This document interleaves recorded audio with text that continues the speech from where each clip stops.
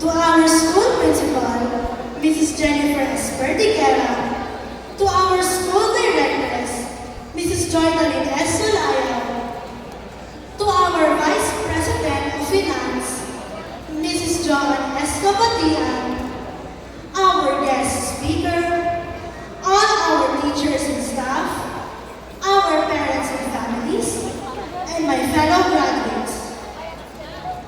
A blessed afternoon to all of you, and welcome to our 15th graduation ceremony.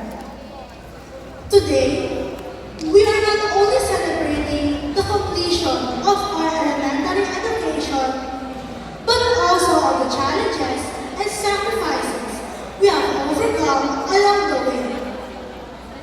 But first, please allow me to introduce myself. I am Aloja Iyakano, a proud graduating student of Philippians Montessori School Incorporated. For 9 wonderful years, I have called the school my second home, beginning my journey here as a young nursery pupil. Now, at 11 years old, I stand before you, filled with gratitude and pride for all the experiences and lessons that have shaped me into who I am today. Beyond my studies, I enjoy expressing myself through singing, playing the guitar, and watching movie series. Simple passions that bring me joy and inspiration. During my intermediate years, I have actively participated in various academic competitions where I was honored to receive awards in the Battle of the Brains in mathematics, science, English, and Aralin Panlipunan. I also achieved first place during the Caprisa English competition and third place in the Reprisa English competition. These experiences have helped me grow academically. I learned the importance of teamwork and strengthened my confidence in competing and representing my school. And also, joining the Supreme Elementary Learners Government was one of the best decisions I have ever made.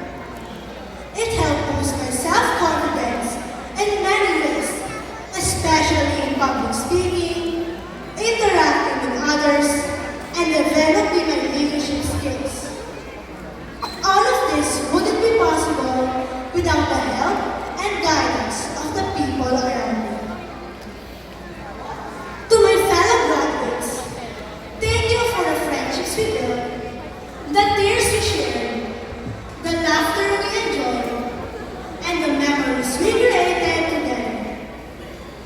To my classmates and friends in 6th Diamond, especially Aliesa, Saya, Natalia, Alessandra, Isabel, Ken, Luis, Sandy, and Phoebe. Thank you for all the unforgettable memories we shared and for always having each other's back.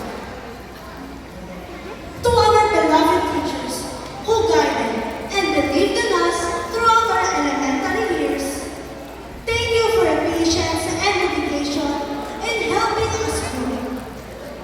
You did not only teach us lessons from books, but also lessons about life, values, and perseverance. Your encouragement inspires us to believe in ourselves, even when we doubted our abilities. And your guidance helped shape us into the learners and individuals we are today. To my PMSI family, my second home, thank you so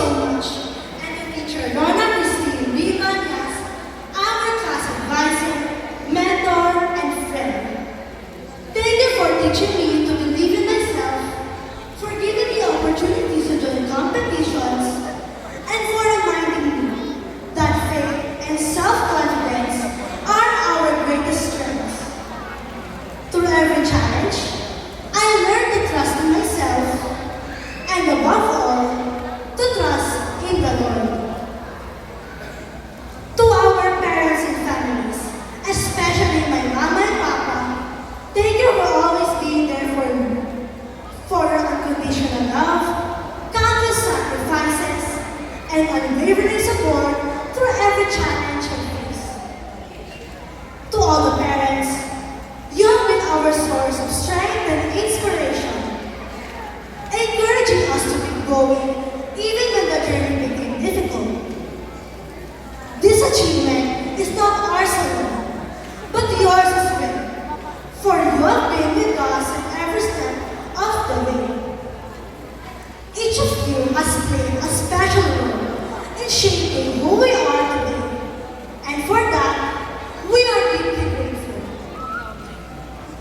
Above all, I would like to thank God for His guidance, wisdom, and strength throughout my journey. Without His grace, I would not be where I am today. He has been my source of courage in times of doubt, and my life in every step of this journey. Once again, I am Aloja Ian. Congratulations to all of us, and may we continue to strive for excellence as we move forward to the next chapter of our journey.